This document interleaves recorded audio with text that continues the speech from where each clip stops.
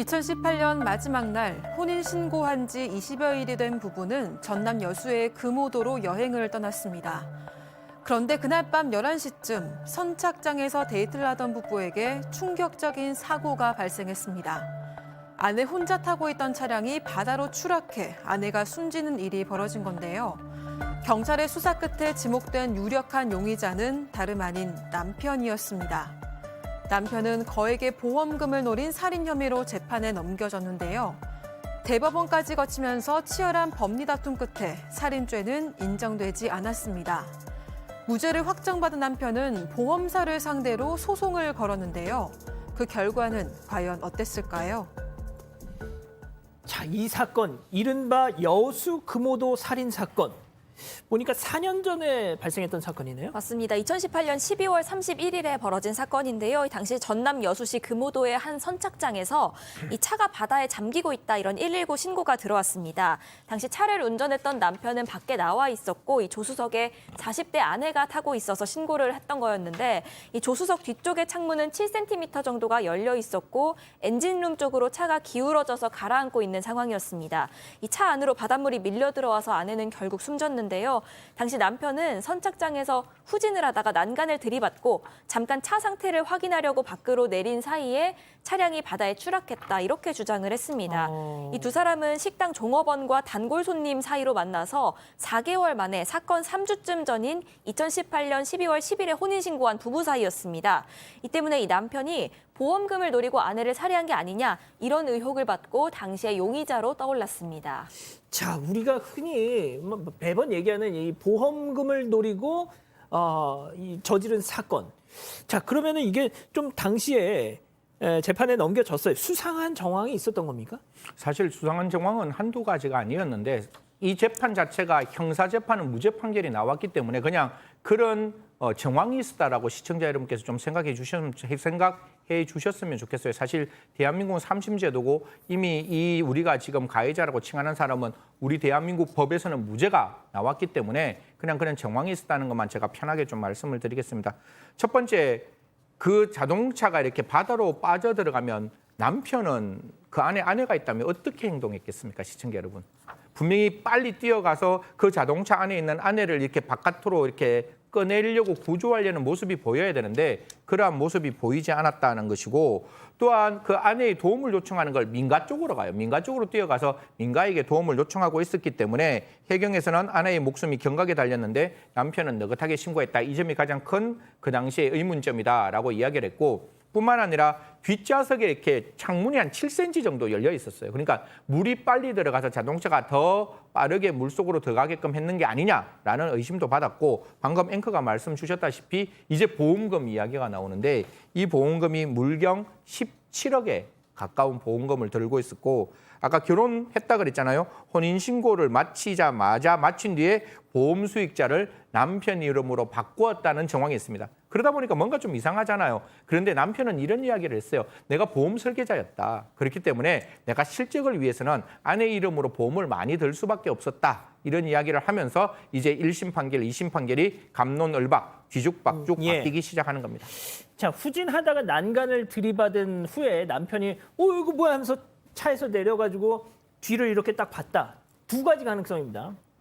밀었거나 아니면 차가 정말 남편의 얘기처럼 스스로 슬금슬금슬금해서 바다에 빠졌거나. 그렇죠. 그러니까 이게 밀어서 빠뜨리면 살인인 거고 그냥 저절로 빠졌으면 안타까운 사고인 거잖아요. 1심에서는 전문가 증인을 채택을 했어요. 그런데 그 전문가가 저 차 구조상 밀지 않고는 바다에 빠질 수 없다라는 얘기를 한 겁니다. 그게 가장 강력한 증거가 되면서 결국 무기징역까지 유죄다라고 선고를 했거든요.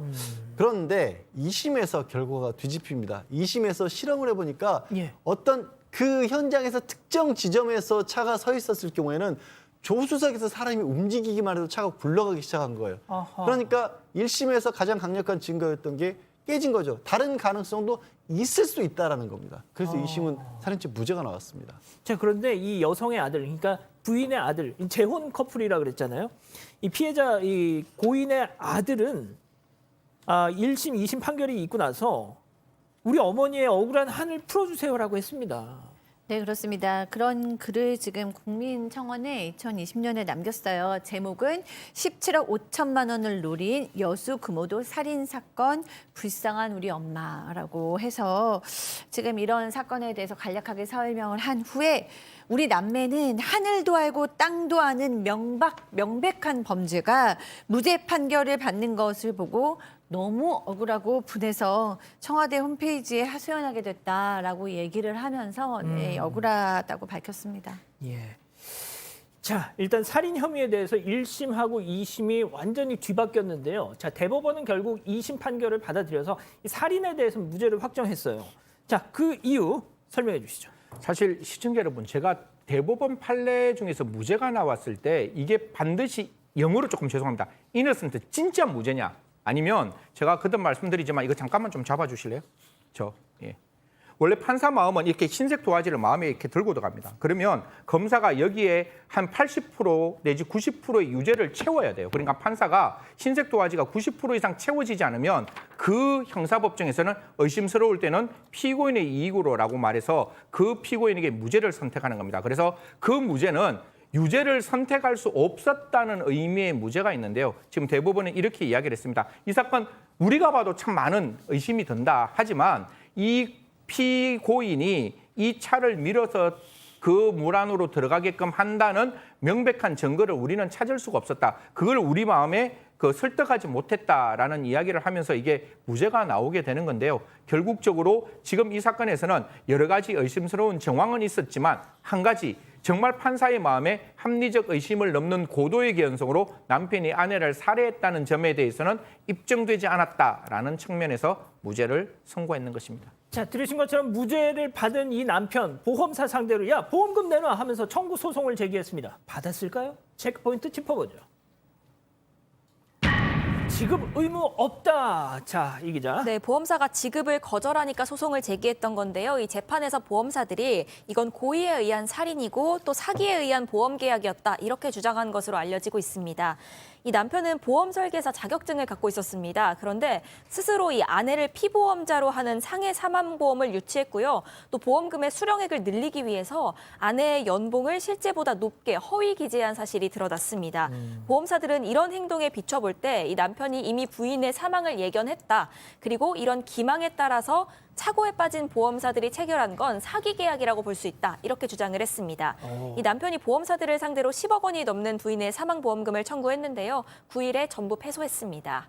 양 변호사님, 이거는 어떻게 좀 해석을 해야 되는 건가요? 이거 굉장히 이례적인 경우인데 이번 민사 재판에서는요 고의 살인을 인정했습니다.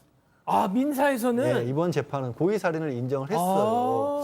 그러니까 형사 재판에서는 유죄를 인정을 한 이유가 이 형사 재판에서는 정말 추후의 의심조차 없이 좀 전에 승재현 의원이 뭐 이게 하얀 종이 든 것처럼 그런 의심조차 없이 증명이 돼야 되지만 민사 재판이 꼭 형사 재판의 결론을 따라야 될 필요는 없다. 아하. 이게 이론적으로 그렇긴 하지만 저는 이렇게 중요 사건에서 뒤집힌 경우를 본 적이 없습니다. 이야. 그런데 민사에서는 이런 거예요.